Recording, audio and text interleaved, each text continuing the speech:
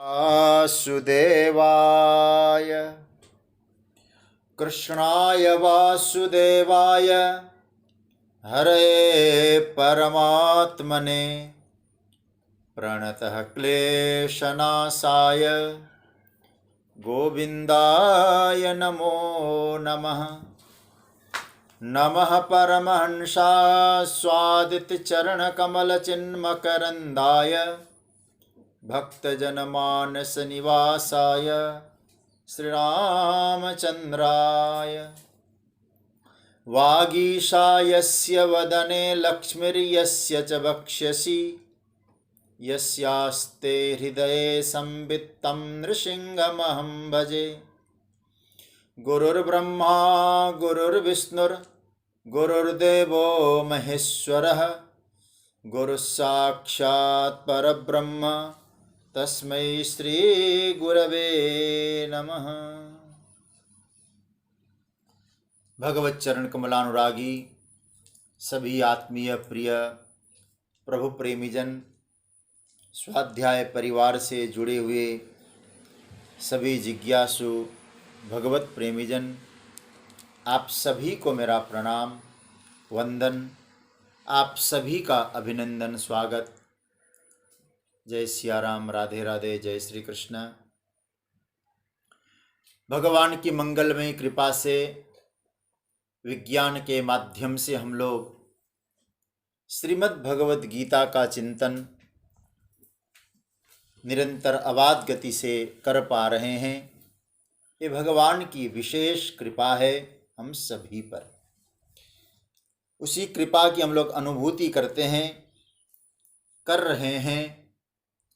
कल चर्चा के अंतिम क्षणों में बात आई थी कि सब कुछ व्यवस्था परमात्मा ने हमारे ऊपर हमें दी हो, लेकिन 6 विभाग तो परमात्मा ने अपने पास रखे। हानि लाभ, जीवन मरण, यश और अपयश। भगवान यहाँ एक कहना चाहते हैं कि अर्जुन, इसलिए किसको यश देना है, किसको अपयश देना है, किसकी हानि होनी है, किसको लाभ होना है, जीवन और मृत्यु, ये सब मेरे हाथ में है। और ये सब काल के द्वारा सब होता है। समय आता है कभी यश मिलता है, समय आता है अपयश होता है, किसी समय हानि है तो किसी समय लाभ है। ये समय का खेल है। इसलिए किसी ने कहा है, समय समय पर होता है, समय समय की बात, किसी समय का दिन बड़ा तो किसी समय की रात। ये समय है, काल है। और इसी को एक संत ने बहुत अच्छी बात कही कि समय समय पर होता है, समय समय की बात। कृष्ण राम जन्म का दिन बड़ा तो कृष्ण जन्म की रात। तो कहने का अर्थ यह है, भगवान अपना यह परिचय दे रहे हैं कि मैं काल हूं। आज हम लोग इसको और थोड़ा व्यापक दृष्टिकोण से चिंतन करके आगे जाएंगे। कल हमने केवल प्रवेश मात्र किया था इस श्लोक में, तो इसलिए आज और इसको थोड़ा अच्छी तरह से चिंतन करें। बहुत प्यारा मंत्र लगता है मुझे। आइए पाठ अवश्य करें। भगवान बोलते हैं 32वां श्लोक। कालोऽस्मि लोकक्षयकृत् प्रवृद्धो लोकान् समाहर्तुमिह प्रवृत्तः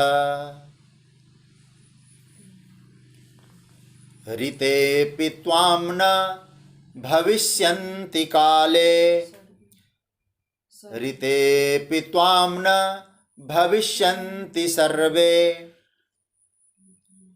एव स्थिता प्रत्यनीकेषु योधा। कालोऽस्मि लोकक्षयकृत् प्रवृद्धो लोकान् समाहर्तुमिह प्रवृत्तः ऋतेऽपि त्वां न भविष्यन्ति सर्वे एव स्थिता प्रत्यनीकेषु योधा। भगवान अपना परिचय दे रहे हैं। कालोऽस्मि, मैं काल हूं अर्जुन। अर्जुन ने प्रश्न किया था, को भवान, आख्या ही में को भवान, आप कौन हैं? भगवान ने उत्तर दिया, मैं काल हूँ। काल अर्थात समय। आप लोगों ने वो महाभारत का जो सीरियल आता था ना, उसमें भी देखा होगा आपने, और महाभारत चालू होने से पहले एक ऐसा गोला गोला चक्कर घूमता था और उसमें कोई आवाज़ आती थी, मैं समय हूँ। भगवान वही तो कह रहे हैं, और महाभारत उसी समय के आधार पे चर्चा होती थी। भगवान कहते मैं काल हूँ, मैं समय हूँ। अर्जुन ने कहा था कि आपकी प्रवृत्ति क्या है, मैं नहीं जानता। और भगवान कहते लोक क्षयकृत प्रवृत्त, मतलब लोकों का क्षय करने के लिए, केवल व्यक्ति क्षय नहीं, लोक का क्षय करना है मुझे। जगत गुरु शंकराचार्य ने अपने भाष्य में बहुत अच्छा अर्थ लिखा, लोकानां क्षयं करोति इति लोक क्षयकृत प्रवृद्ध वृद्धिंगतः। लोकों का क्षय करने के लिए प्रवृत्त हुआ हूं, वृद्धिंगत, बड़ा हुआ हूं। और गीता भाष्य में नीलकंठ जी ने बहुत अच्छा अर्थ लिखा है, इह अस्मिन् संग्रामे लोकान् समाहर्तुं भक्षितुं प्रवृत्तः प्रवृद्धो महान लोक क्षयकृत कालो नाम परमेश्वरोस्मि। कहते हैं इस संग्राम में जो जो लोग हैं सबका संहार करना है मुझे। और कैसे भक्षितुम, काल जैसे सबको खाता है, वैसे ही बड़ा हुआ मैं लोकाक्षय कृत करने वाला काल, और मैं परमेश्वर हूं। इस समय मेरा नाम काल है, कालो नाम परमेश्वर अस्मि। मतलब स्पष्ट कह दिया नीलकंठ जी ने कि यहां भगवान अपना काल एक नया नाम दे रहे हैं। काल मात्र धारण किया हुआ मैं परमेश्वर, मेरा काम है क्षय करना, लोक का संहार करने हेतु मैं प्रवृत्त हुआ हूं, यह मेरी प्रवृत्ति है। त्वाम ऋतेपि प्रत्यनिकेषु ये योधास ये सर्वे न भविष्यन्ति। अर्जुन ने कहा था कि मुझे नहीं मारना है। भगवान कहते तू होता कौन है मारने वाला? मारना और बचाना मेरी प्रवृत्ति है, तेरी नहीं है। इसे तुम कर सकते हो, इसे तुम नहीं, इसे तुम कैसे भी नहीं कर सकते हो, तुम कर ही नहीं कैसे सकते हो। तुम त्वामृतेपि, तुम्हारे बिना भी कोई बचने वाला नहीं है। तू नहीं मारेगा तो भी ये रहेंगे नहीं है। ये भगवान की गर्जना है, बहुत अच्छी गर्जना है, परिचय है ठाकुर का। भगवान कह रहे हैं अर्जुन कालोस। इसको थोड़ा सा समझने की हम लोग कोशिश करते हैं अच्छी तरह से। देखिए, काल शब्द पर प्रयोग विचार करना थोड़ा सा। ऐसे उपनिषदों में भी काल शब्द का बहुत प्रयोग हुआ है। और काल क्या है? समय। अंग्रेजी में उसके लिए हम सरल रूप में एक शब्द दे सकते हैं, टाइम, समय हो सकता है। लेकिन सच पूछें, जो जगत की प्रवृत्ति चल रही है, अथवा हम लोग जिसको जगत कहते हैं, जिसको हम लोग संसार कहते हैं, ये सब समय की प्रवृत्ति है, काल की प्रवृत्ति है। भगवान मानो कह रहे हैं जगत का बनाना, जगत का चलाना, जगत का लय करना, ये मेरी जिम्मेवारी है, मेरी रिस्पॉन्सिबिलिटी है। इसलिए भगवान ये कहना चाहते मैं समय हूं, मैं काल हूं। क्यों है आप? क्योंकि समय कौन किसको कहा जाता है? मतलब समय के ऊपर मैं शासन करने वाला हूं। देखो, जो समय के ऊपर शासन कर सकता है वो समय से परे होता है। देखिए, हम सब एक समय के चक्र में घूमते हैं। हम लोग कभी कभी लोक व्यवहार में कहते हैं ना, ऐसा क्यों हो रहा है? बोले सब समय का चक्कर है जी, यही समय का चक्कर। लेकिन वो चक्र किसके हाथ में? भगवान के।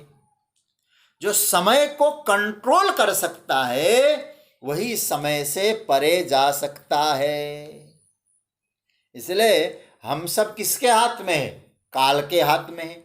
और काल किसके हाथ में है? परमात्मा के हाथ में। ये अंतर समझना। हम सब समय के हाथ में है और समय परमात्मा के हाथ में है। जैसे घोड़ा है ना, घोड़े में कोई घुड़सवार हो, घुड़सवार जो करना है वह घोड़े के नीचे रहकर कर नहीं सकता, घोड़े के ऊपर रहना पड़ेगा। आप हॉर्स राइडिंग भी करें और नीचे भी रहें तो नहीं हो सकता है। नीचे रहने वाला हॉर्स राइडिंग नहीं कर सकता, उसके लिए उसको ऊपर बैठना है और ऊपर बैठने की कला आनी चाहिए। नहीं तो महाराज समय दौड़ा जाएगा, घोड़ा दौड़ जाएगा, कहाँ पहुँच जाएगा नहीं मालूम। इसलिए एक भजन कभी आपने सुना होगा, दौड़ा जाए रे समय का घोड़ा। कब चला जाएगा, कब समय चूक जाएंगे हम। दौड़ा जाए रे समय का घोड़ा। थोड़ा सा इसे और समझें, काल है क्या। हम जो समय समय समय कहते हैं ना, हमने समय मतलब काल, समय, घड़ी कहते हैं ना, हमने एक समय बांध लिया, बोले घड़ी, घड़ी पहन लिया हमने। तो होता क्या है, हमने समय को घड़ी तक सीमित कर दिया।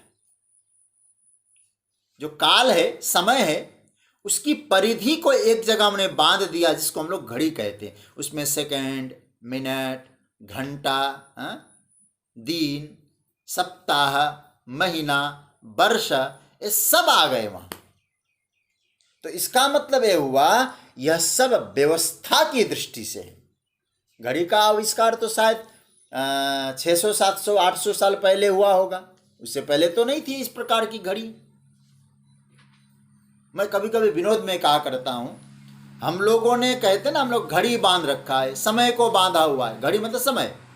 लेकिन कभी आप विचार करते हैं, समय को हमने बांधा है या समय ने हमको बांधा है? कभी आप चिंतन करना। वास्तविकता यह है कि समय ने हमको बांध रखा है, घड़ी ने हमको बांधा हुआ है। घड़ी हमने नहीं बांधा, उसने हमको बांधा है। पता नहीं किस घड़ी क्या हो जाए, मालूम है क्या? अच्छा, आप जरा सोचिए, क्या हम समय के अनुसार चलते हैं कि नहीं चलते? एकदम जबरदस्त ठंड पड़ जाए, क्या कोई आपको कहेगा स्वेटर उतार निकाल लो, कंबल निकाल लो, रजाई निकाल लो? कोई कहेगा क्या? नहीं। और समय हम सबको करा देता है। समय हम सबको काम कराता है। इसलिए किस समय क्या करना है, ये विवेक आवश्यक है।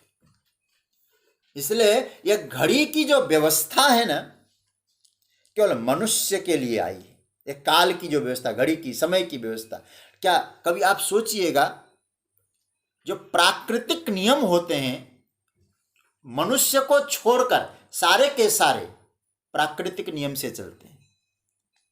पशु पक्षी जितने हैं, क्या कभी उनको घड़ी देखते हुए देखा कितने बजे उठना है? उनको मालूम है, एक प्राकृतिक नियम के अनुसार वे चलते हैं। ठीक है, व्यवस्था है तो घड़ी के अनुसार चलिए, पर समय काल उस पर उसको समझना है।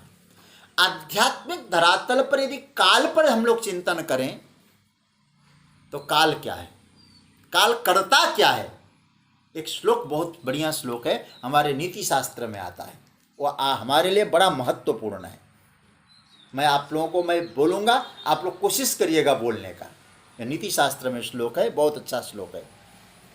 आदानस्य प्रदानस्य, आप लोग बोलिए, आदानस्य प्रदानस्य कर्तव्यस्य च कर्मणः क्षिप्रम अक्रियमाणस्य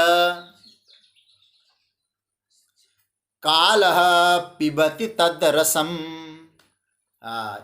ये पकड़ के रखना है। इस श्लोक में अर्थ बता रहा हूं इसका मतलब, किसी को कुछ लेना हो, किसी को कुछ देना हो, किसी से कुछ लेना हो, और आपके जीवन में करने योग्य कोई कर्तव्य हो, समय पर कर लीजिए, तुरंत कर लीजिए।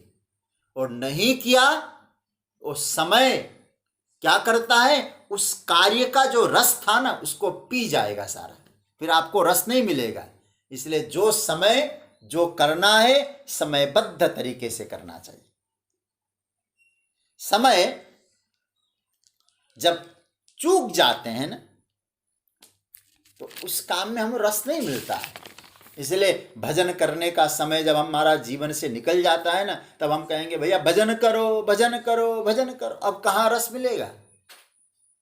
इसलिए रस को उत्पत्ति करना है तो जो समय मिला है ठाकुर जी की कृपा से, उस समय का सदुपयोग करो। मैं उदाहरण के तौर पे एक बात आपसे कहूं, कैसे समय रस को पी जाता है आप समझ लेंगे। एक महिला बहुत सुंदर, उसने कपड़े खरीद लिया, ब्रांडेड कपड़े थे उसके। और जब पहली बार उसने उस ब्रांडेड कपड़े को पहन लिया, दर्पण के सामने खड़ी हो गई और खड़े होकर दर्पण में हाव भाव दिखाने लगी, चटक मटक करने लगी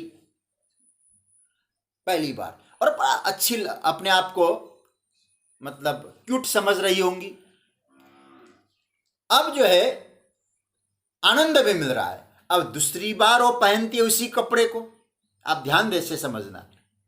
वो पहली बार में जितना आनंद वो ले पा रही थी, दूसरी बार में वो नहीं ले पा रही। तीसरी बार पहनती है, मजा और कम आता है। अच्छा विचार करिए, और 10 बार पहन ले, 12 बार पहन ले, लेकिन आप इस बात पर विचार करिएगा, 10-12 बार पहनने के बाद तो कहेगी अब मैं क्या पहनूं, पूरा अपना कपड़े का अलमारी खोल लेगी, पहनने लायक उसको कपड़े नहीं मिले, क्योंकि वही कपड़े जो पहनकर आनंद ले रही थी वो। आप थोड़ा सा समझना,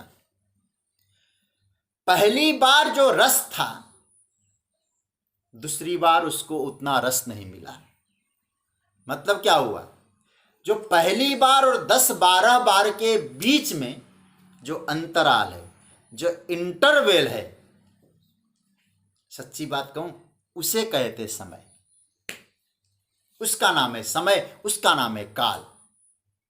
अच्छा, जो अंतराल था, जो इंटरवेल था, उसने क्या काम किया, उसने उसमें से रस निकाल दिया। मैं तो आपको एक वस्तुतः एक साधारण उदाहरण के तौर पे दे रहा हूं आपको। उसी तरह से व्यक्ति, उसी तरह से पदार्थ, इसका मतलब जो समय बीता है, कालः पिबति तद रसम, समय काल और सारे रस को पी रहा है।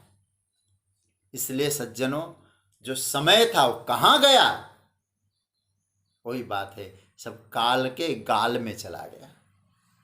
अतः जो जब करना है वो कर लें, समयबद्ध तरीके से कर लें। किस समय क्या करना है। एक सुंदरदास जी महाराज बहुत अच्छे संत, परम पूज्य प्रातस्मरणीय स्वामी रामसुख दास जी महाराज भी सुंदरदास जी महाराज का उदाहरण दिया करते थे।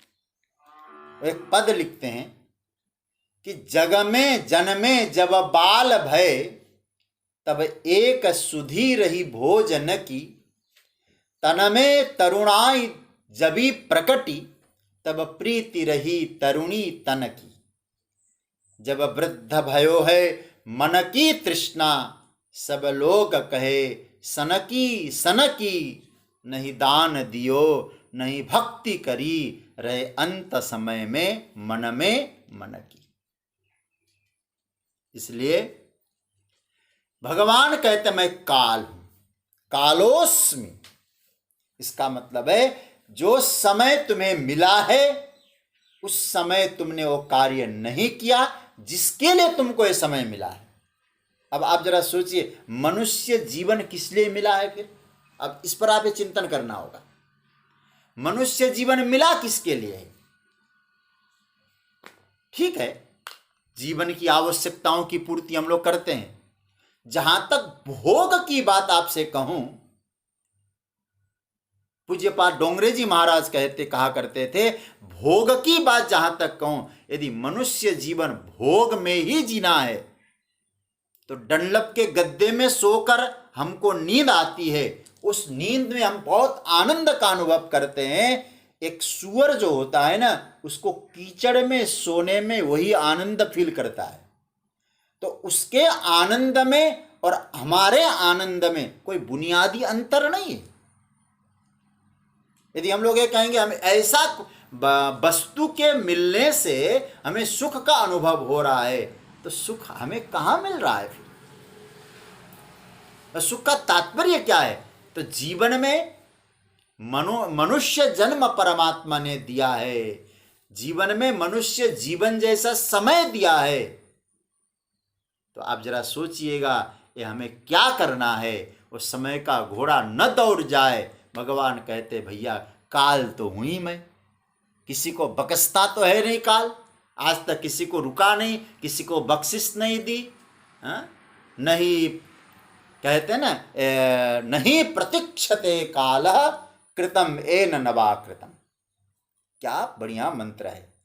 काल किसी का इंतजार नहीं करता कि आपने किया है या नहीं किया है, सत्कर्म आपके द्वारा हुआ है या नहीं हुआ है, काल ने आज तक किसी का इंतजार नहीं किया। इसलिए किस समय हमें क्या करना चाहिए, इसका विवेक आवश्यक है। एक मुझे विनोद की बात याद आ गई, मैं आपको एक कथा सुनाता हूँ। एक हंसी की कथा है, लेकिन समय को जानना है। कहते हैं कि एक बार एक सेठ जी के गुरुजी रहा करते थे बद्रीनाथ में, और बड़े आनंद में, बड़ी शीत जगह, ठंड। और उन्होंने एक दिन, उनका एक भक्त रहते थे दिल्ली में, तो दिल्ली बुलाया उन्होंने, गुरुजी आपको आना है। तो अब महाराज बद्रीनाथ में रहने वाले और दिल्ली में, वो भी गर्मी के मौसम में आए होंगे।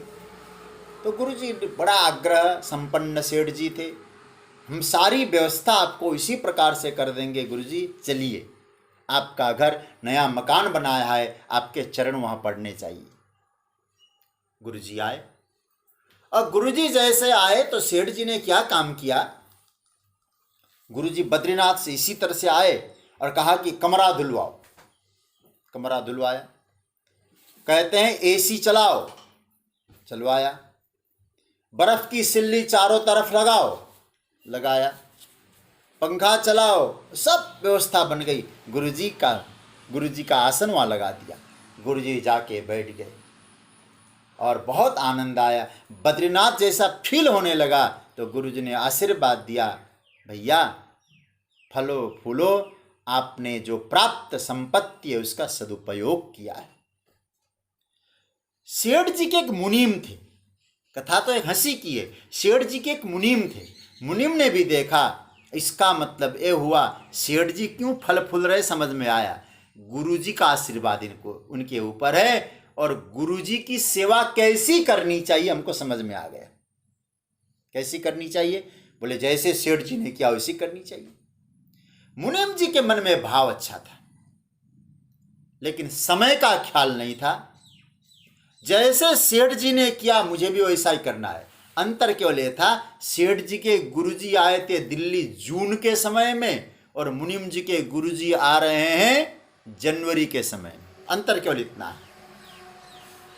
लेकिन उन्होंने सेठ जी के कर्म को देखा, वो अनुकरण कर गए। क्या कहा, गुरुजी जैसे आए जनवरी का महीना, पहले से थर थर कांपते हुए आ रहे थे, कहते कमरा धुलवाओ, यहाँ तक तो गनीमत, पंखा चलवाओ, बर्फ की सिल्ली लगाओ, एयर कंडीशन चलवाओ।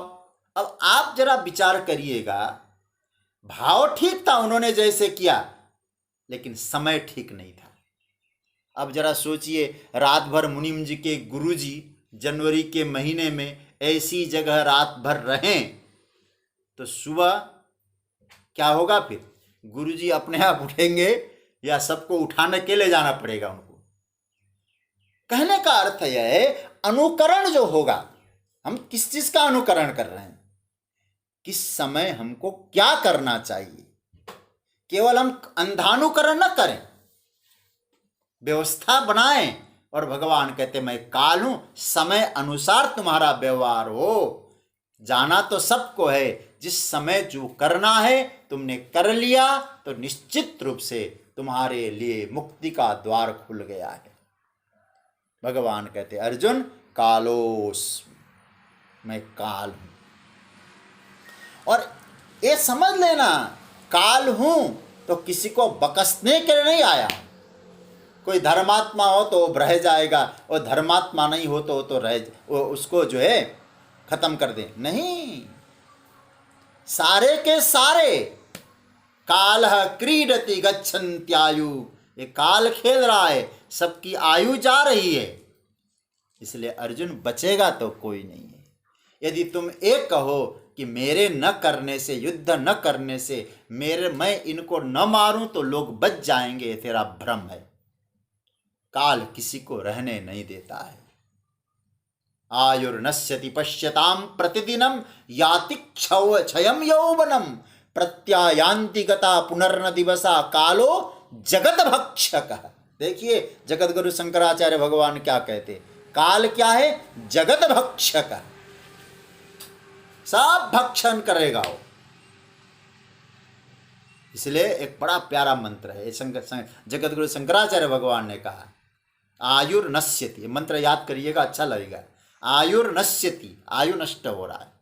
कैसे? पश्यताम, देख तो लो कैसे थे जब जन्मे थे, दांत नहीं थे, दाढ़ी मूछें आ गई, वो भी पकने लग गए, सफेद सफेद होने लग गए, चेहरा सुंदर था, झुर्रियां पड़ने लग गई। आयुर्नश्यति पश्यताम प्रतिदिनम याति क्षयम यौवनम, यौवन चला जा रहा है। और जो दिन निकल गए, प्रत्यायांति गता पुनर्न दिवसा, फिर वो दिन लौट के नहीं आते। क्यों?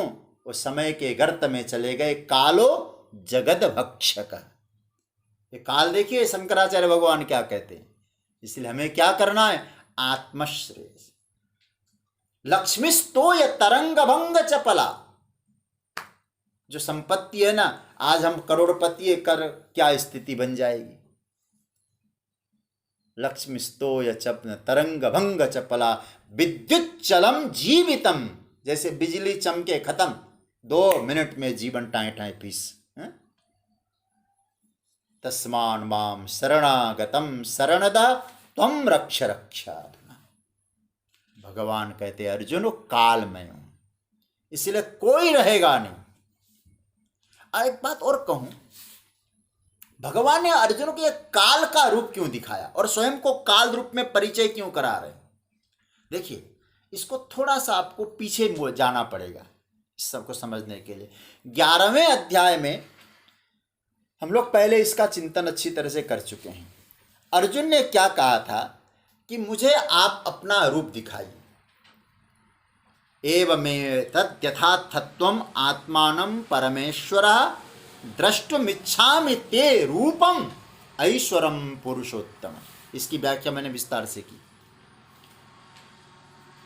अर्जुन ने कहा प्रभु आपका रूप दिखाइए। स्वाभाविक है, अर्जुन ने जो रूप देखना चाहा होगा, अर्जुन के मन में क्या भाव था कि ये विष्णु है, विष्णु के अवतार हैं कृष्ण। तो मन में था कि विष्णु का स्वरूप आएगा और विष्णु का स्वरूप रक्षक स्वरूप है। ध्यान से सुनिएगा, रक्षक के रूप में परमात्मा आएंगे। यहां तो भगवान का रूप क्या है? कालोस्मि। कैसा? लोकक्षयकृत प्रवृत्तो लोकान समाहर्तुम इह प्रवृत्त, मैं संहार करने के लिए प्रवृत्त हुआ हूं। यह कैसे हुआ? इसको थोड़ा सा समझना। अर्जुन की बात को महापुरुषों ने बहुत अच्छा चिंतन किया। गीता की गहराई में उतरने का मौका मत चूकिएगा। अर्जुन ने क्या कहा था? हे योगेश्वर, मुझे आपके स्वरूप का दर्शन, ऐश्वरम रूपम दर्शय द्रष्टुमिच्छामि ते रूप। ऐश्वर्य रूप, ऐश्वर्य किसको कहते हैं? ईश्वरस्य भाव ऐश्वर्यम, मतलब ईश्वर का ऐश्वर्य रूप। जो ऐश्वर्य रूप अर्जुन ने देखने की इच्छा की थी वो किसका होगा? ईश्वर का। और ईश किसको कहते? विजय पांडे जी विराजे हैं यहाँ। ईश तत्व क्या है? मैं आप लोगों को थोड़ी कुछ पहले 15वां श्लोक आप जरा देखें तो मैंने वहाँ ईश तत्व का क्या अर्थ किया था, आपको याद है कि नहीं? ब्रह्मांडमीशम कमलासनस्थम, ब्रह्मांडम ईशम। ईशम शब्द का अर्थ मैंने क्या किया था? शिवम। भगवान शंकर महादेव। तो अब ऐश्वर्यम में ईश तत्व है, ईश्वर में ईश वर, ईश वर। और ईश शब्द का अर्थ गीता के 15वें श्लोक में क्या आया? ईश मतलब शिव।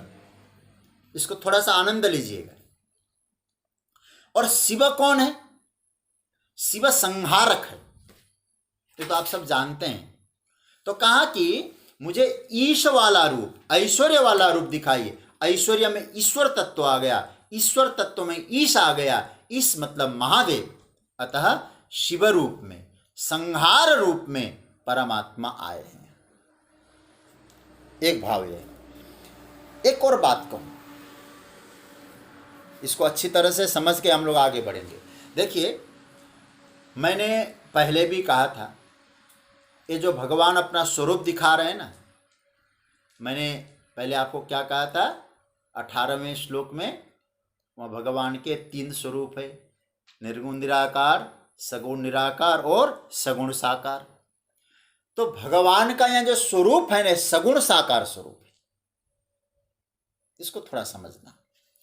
और सगुण साकार जो स्वरूप होते हैं उसके 2 विभाग किए गए, आप लोग नोट करिएगा, आपको अच्छा लगेगा। 2 विभाग किए गए। एक भगवान का जो स्वरूप होता है गुणात्मक स्वरूप होता है, और एक भगवान का स्वरूप होगा क्रियात्मक स्वरूप होगा। क्या बताया? गुणात्मक और क्रियात्मक। अब जरा सोचिएगा। और जो गुण होते हैं वो अदृश्य होते हैं, गुण दिखाई नहीं पड़ते, लेकिन वही गुण प्रकट कैसे होंगे? क्रिया से। गुणों का प्रकटीकरण कर्म से होता है, क्रिया से। अब एक छोटा सा उदाहरण दूं। दया एक गुण है। अब आप दया को देख पाएंगे? कैसे देख पाएंगे दया को, किसी की दया को?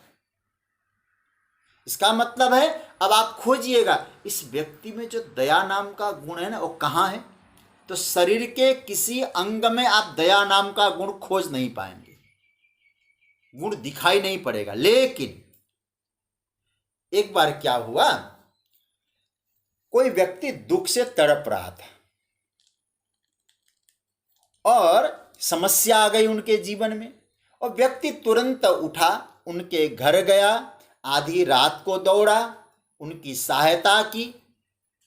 ये जो क्या हुआ, ये उसकी क्रिया हो गई। ये उसकी क्या हो गई? क्रिया। अब उसने जो कर्म किया, क्या दिखाई दिया? दया दिखाई दी। कैसे दिखाई दी? उसकी क्रिया से। समझ लेना थोड़ा सा। जो दया वाला को जो गुण प्रकट हुआ वो शरीर में तो नहीं दिखाई पड़ता था, लेकिन उनकी क्रिया से उसमें दया का गुण दिखाई दिया। तो गुण और क्रिया को समझ लिया आपने। इसी तरह से किसी व्यक्ति को मैं कहूं ये बहुत सत्यवादी है, सत्यवान है, ये सत्य बोलना, सत्यवादी होना एक गुण है, लेकिन आप खोजिए उनके शरीर में सत्यवादी कहाँ है, सत्य खोजें, नहीं मिलेगा। उसके जीवन को जरा देखेंगे, उसके नज़दीक से जाके देखेंगे, तो जब वो बोलते हैं, वो व्यवहार करते हैं, तो सत्यवादिता का वहाँ दर्शन होता है। क्रिया से गुण प्रकट होते हैं, गुण अपने आप में दिखाई नहीं पड़ते। ऐसे ही भगवान जो हैं, परमात्मा का जो स्वरूप है, 2 बताया। एक गुणात्मक स्वरूप है, और गुणात्मक रूप कब प्रकट होंगे? जब क्रिया होगी। इसलिए आपने देखा होगा भगवान के क्या कहा जाता है? भगवान के अनंत अनंत अनंत गुण है। हमारे वैष्णव संप्रदाय के आचार्य क्या कहते हैं? अनंत असंख्येय गुण गण निलय, ऐसा बोला जाता है। प्रभु के अनंत गुण है। मुझे याद आ रहा है गोस्वामी बिंदु जी का भाव, पद तो मुझे याद नहीं है, क्या कहते हैं महाराज, मैं हूं कौन, पापी। मैं, याद आया, मैं नामी पातकी हूं और तुम नामी पाप हर तुम हो। ये बिंदु जी का भाव, भक्त का भाव है ना, मैं पापी हूं और तुम पापी, पाप को हरण करने वाले हो। मैं पतित हूं, तुम पतित पावन हो। तो पतित पावन है आपका गुण, लेकिन वो पतित पावन नाम का गुण कब प्रकट होगा, जब पतितों को उतारोगे। पतितों का उद्धार किए बिना पतित पावन गुण सार्थक नहीं बनने वाला है। तो अब आपको यहां मैं, ये तो मुझे स्मरण में आया इसलिए आपके सामने मैंने रखा। प्रभु का दो रूप बताया, गुणात्मक और प्रभु का क्रियात्मक रूप, गुणात्मक और क्रियात्मक। अब गुणात्मक जो रूप था वो ईश तत्व वाला था, जो ईशन करे, ईश्वरत्व रूप था। ये सब जो गुण थे वो गुणात्मक रूप था। लेकिन अर्जुन को लगा कि प्रभु का गुणात्मक रूप तो बहुत अच्छा है, अच्छे अच्छे गुण हैं, लेकिन भगवान ने कहा तुमने ऐश्वर्य देखने की इच्छा की थी, ऐश्वर्य में तो ईश तत्व भी आएगा, इसलिए अब गुणात्मक रूप नहीं, क्रियात्मक रूप तुम्हारे सामने रख दो। इसलिए ईश शिव संहारक, तो यहां ईश का क्रियात्मक जो रूप है संहारक के रूप में वो प्रकट हुआ। इसलिए क्या कहा, लोक क्षयकृत प्रवृत्तः, लोक को नष्ट करने के लिए मैं बड़ा हुआ काल। दूसरी बात, एक और बात कहूं, क्रिया से गुण प्रकट होते हैं, ये तो आपने देख लिया, पर क्रिया स्थायी नहीं होती, ये याद रखिएगा, मतलब इस पॉइंट को नोट करना चाहिए। क्रिया जो होती है उससे गुण प्रकट होते हैं, परमात्मा के क्रियात्मक रूप से गुणात्मक रूप का प्रकटीकरण होता है। लेकिन क्रिया अस्थायी है, टेम्पोरेरी है, और गुण परमानेंट है, स्थायी है। तो गुण तो हमेशा रहेंगे, लेकिन क्रिया का आदि है, क्रिया का अंत है। क्रिया शुरू होगी और क्रिया पूरी भी होगी।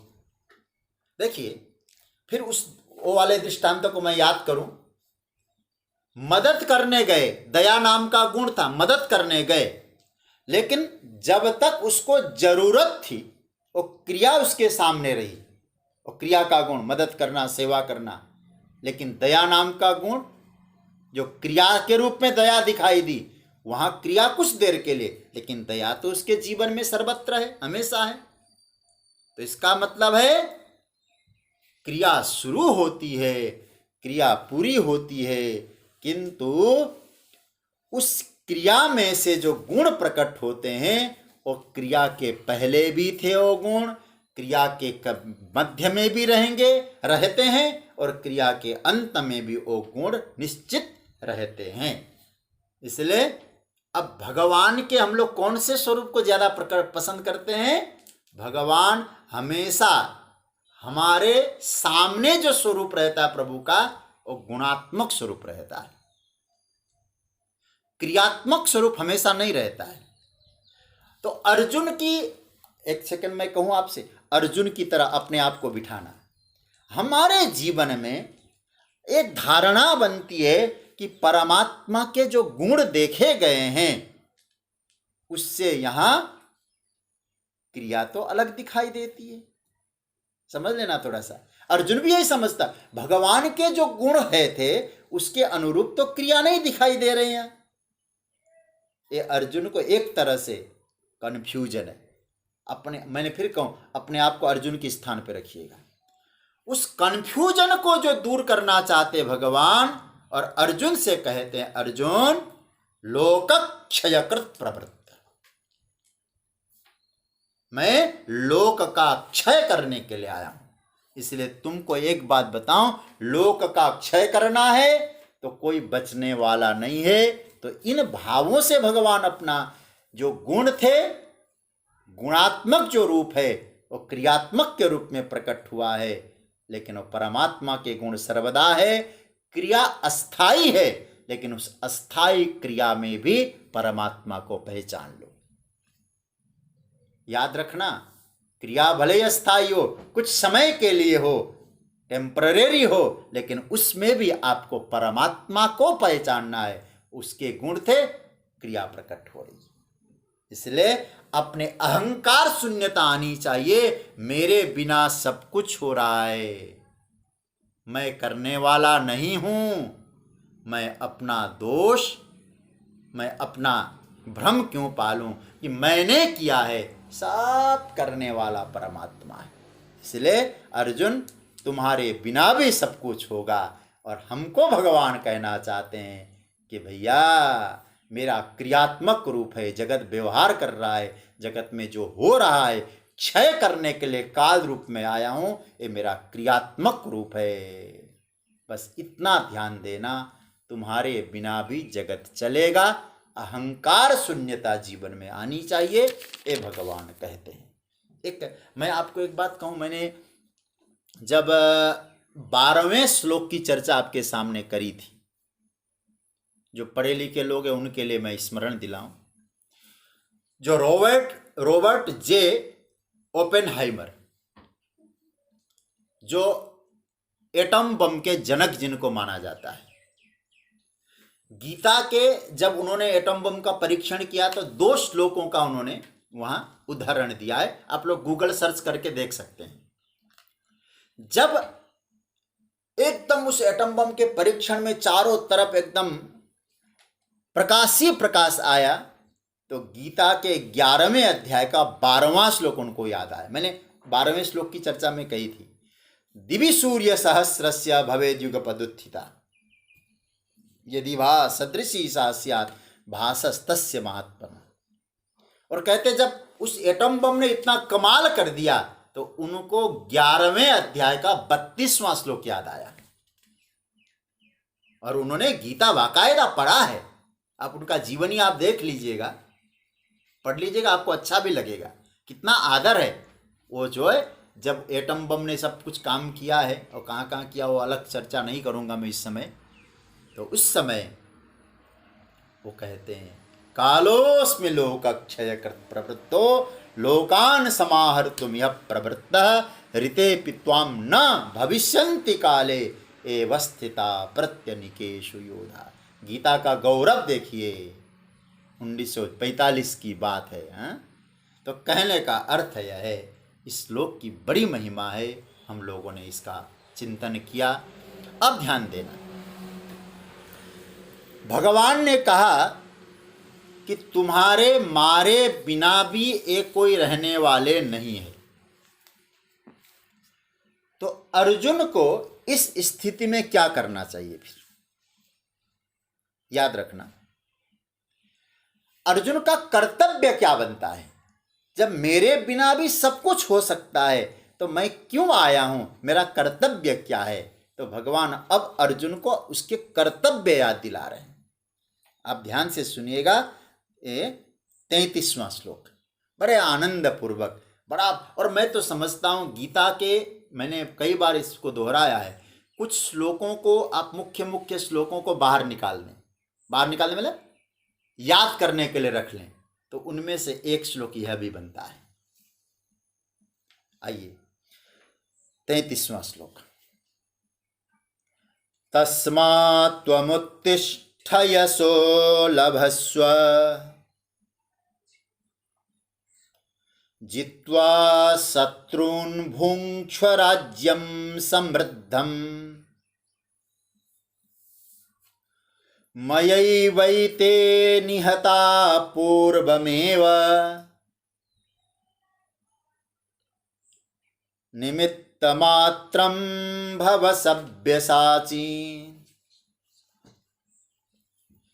भगवान ने 2 श्लोक आगे 34वें श्लोक में भी 2 श्लोकों का आधार लेकर भगवान ने अर्जुन को प्रश्न का उत्तर दे रहे, तेरा क्या कर्तव्य बनता है। पहले इसका अर्थ देखते हैं 33वें श्लोक का।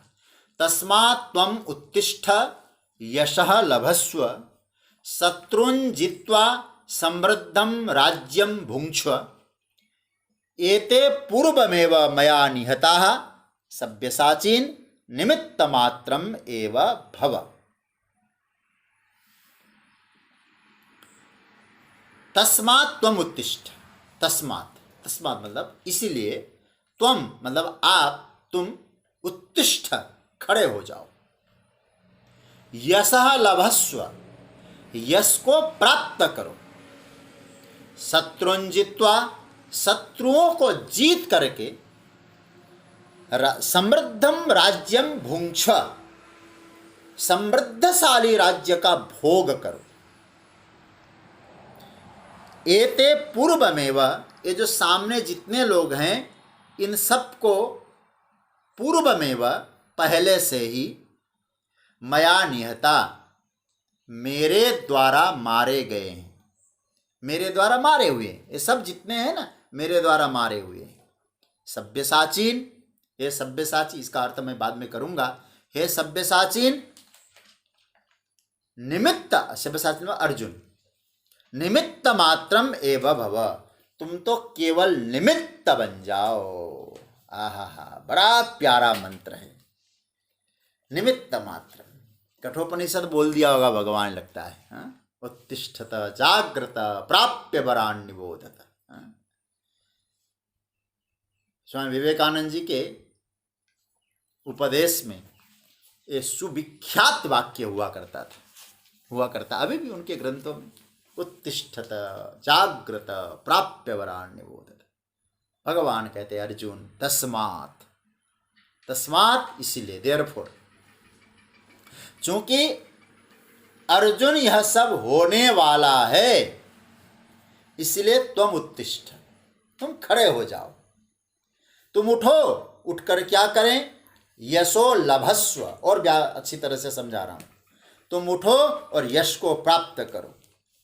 शत्रुन् जित्वा राज्यम भुङ्क्ष्व, शत्रुओं को जीत करके समृद्धिशाली राज्य का भोग करो। अर्जुन ने कहा महाराज, शत्रुन् जित्वा, कर्णादीन, भीष्मादीन, द्रोणाचार्य आदि, महाराज इतने बड़े बड़े वीरों को कैसे जीतें। भगवान ने कहा तुम्हें जीतने की क्या जरूरत है। बोले क्या हो रहे महाराज, मया एते नियता पूर्वमेव, मैंने इनको पहले मार दिया। अच्छा महाराज, जिनको तुम कह रहे हो कि इनको जीतना कठिन है, मैंने सबको मार दिया, इसलिए मेरे द्वारा मारे गए हैं। हे सव्यसाचिन, हे अर्जुन, तुम निमित्त बनो। इस श्लोक में भगवान ने अर्जुन को 4 आदेश दिए। बहुत बढ़िया श्लोक है। पहला उत्तिष्ठ, दूसरा यशो लभस्व, तीसरा राज्यम भुङ्क्ष्व, और चौथा निमित्त मात्रम भव। यह अर्थ तो आप समझ रहे होंगे। उठो, यश को पाओ, राज्य को भोगो, निमित्त मात्र बनो। सारे के सारे मध्यम पुरुष की क्रियाएं हैं, इसलिए आदेशात्मक है। निमित्त मात्रम भव, यह जो भगवान ने बोला है बहुत बहुत बहुत प्यारा वाक्य है। ये तो मुझे लगता है हमारे जीवन में सूत्र अपने जीवन में उतरना चाहिए। इसमें विश्लेषण करने के लिए जो विषय बनता है वो क्या होता है, थोड़ा सा चिंतन करिएगा। देखिए, मनुष्य की स्थिति और ईश्वर की स्थिति कर्म के संदर्भ में क्या है, थोड़ा सा चिंतन करना। फिर मैं दोहरा रहा हूं बात को। मनुष्य की स्थिति और परमात्मा ईश्वर की स्थिति कर्म के संदर्भ में क्या है। अर्जुन, फिर कहूं आपको, अर्जुन हम सबका एक प्रतिनिधित्व कर रहे हैं। अर्जुन एक प्रतिनिधि के रूप में है उसे भगवान कहते तुम निमित्त मात्र बनो। क्या आदेश है? अर्जुन को माध्यम बना के भगवान हम जीव मात्र को क्या आदेश देना चाह रहे हैं?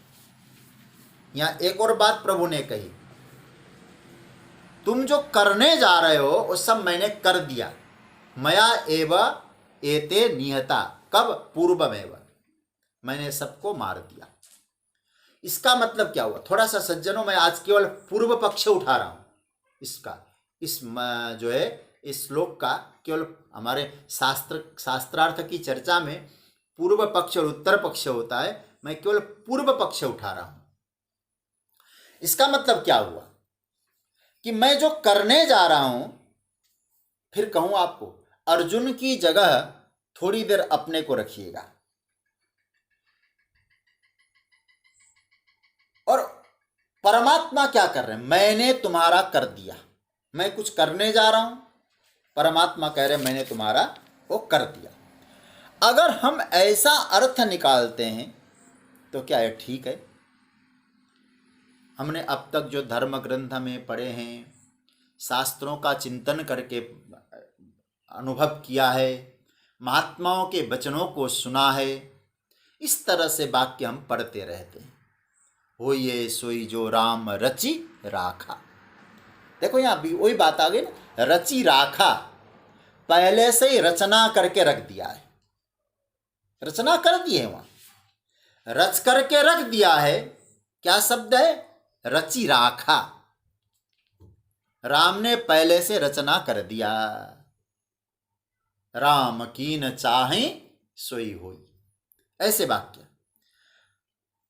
अब याद रखना, ये जो वाक्य हम बोल रहे हैं, ये किसने आवेश में तो कहा नहीं होगा। गोस्वामी तुलसीदास जैसे प्रज्ञा पुरुष के वाक्य है, कली पावन अवतार है, प्रज्ञा संपन्न थे, ऐसा रचि राखा, पहले से रच दिया है। और वो भगवान यहां क्या कहते हैं? मया एव एते निहता। इसलिए जो काम होना है वह तो मैं कर दिया हूं, तुम्हारा मैंने कर दिया है, हो चुका है।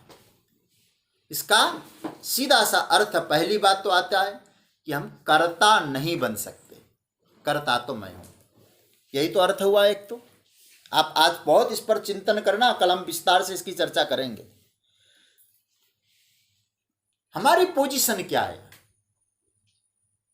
परमात्मा कहता मैंने कर दिया, अब हमें करना क्या है, हमें बनना क्या है? भगवान कहते हैं निमित्त मात्रम भव। यहां भवा आदेश क्यों दे रहे हैं? क्योंकि तुमको जो मान्यता है, अपने दिल में मान्यता रखते हो कि मैं करता हूं, ये भ्रम है। साधना ऐसी हो कि मैं निमित्त हूं।